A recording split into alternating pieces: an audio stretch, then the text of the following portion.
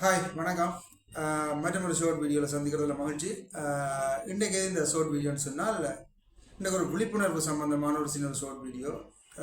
அண்மைய காலங்களில் பார்த்தா தெரியும், இந்த சமூக ஊடக பாவனைகள் அதிகரித்த பிறகு இந்த சமூக ஊடகங்களூடாக மக்களிடம் கொள்ளையடிக்கிற ஒரு கும்பல் உண்டு. பலவிதமான வழிகளில் மக்கள்கிட்ட பணத்தை கொள்ளையடிக்குது. இதில் ஒரு ஒரு ஒரு முக்கியமான விடயம் என்னென்னு சொன்னால், ஓரளவு படித்த மட்டத்தில் உள்ள ஆக்கள்லாம் இந்த விலையில கூடுதலாக விழுகிறதை அவதானிக்கலாம். கூடுதலாக அந்த அந்த கொள்ளையடிப்பு எப்படி இடம்பெறுகிறதுன்னு சொன்னால், பலருக்கு இந்த விஷயங்கள் அனுபவமாக இருக்கும். கூடுதலாக உங்களோட மொபைல் ஃபோனை வச்சு தான் உங்களோட மொபைல் ஃபோனுக்கு அல்லது உங்களோட இமெயிலுக்கு அல்லது உங்களோட ஏதாவது ஒரு சமூக கணக்குக்கு குறிப்பிட்ட அளவான பணம் கிடைத்திருப்பதாகவும், அந்த பணத்தை நீங்கள் பெற்றுக்கொள்ளணும்னு சொன்னால் அந்த பணத்தின் அமௌண்ட் மிக பெரிதாக சொல்லுவாங்களே. எனக்கு நான் உயர்த்தாலும் இந்த ஒரு 10 வருட காலங்களுக்குள்ள இவ்வாறான ஒரு 10-15 அழைப்புகள் எனக்கு கிடைத்தது. அப்போ கிடைத்த நேரங்களில் நான் எதிலையுமே மாட்டிக்கொள்ளலை. ஆனால் என்னன்னு சொன்னால், அப்படி கிடைத்த அழைப்புகள் சொல்கிற அமௌண்ட் இல்லாமல் பெரிய அமௌண்ட்டாக இருக்கும். எனக்கு முதல் தரம் சொன்ன அமௌண்ட் 19 மில்லியன் அமெரிக்கன் டாலர்ஸ் உங்களுக்கு கிடைச்சிருக்கு முதல் சொன்னாங்க.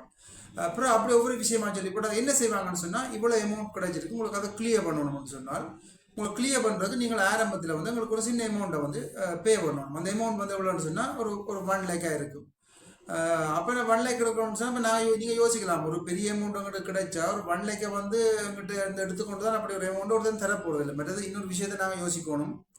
இந்த காலத்தில் ஒரு 1000 ரூபா கடன் தரதுக்கே பலர் யோசிக்கிற நேரத்தில் பெரிய ஒரு அமௌண்ட்டை ஒரு கம்பெனி எங்களுக்கு தரதுன்னு சொன்னால் அது நடைமுறை சாத்தியம் இல்லாத விஷயம். சரி, அப்படித்தான் ஏதாவது ஒரு அதிர்ஷ்டம் உண்டோ அல்லது ஒரு லொத்தர் உண்டோ அப்படி கிடைச்சால் கூட அதில் எங்களுக்குரிய அமௌண்ட்டை அவர்கள் அதில் கழித்த பிற்பாடு தான் எங்களை தரலாம். சட்டப்படி அப்படித்தான் செய்யலாம்.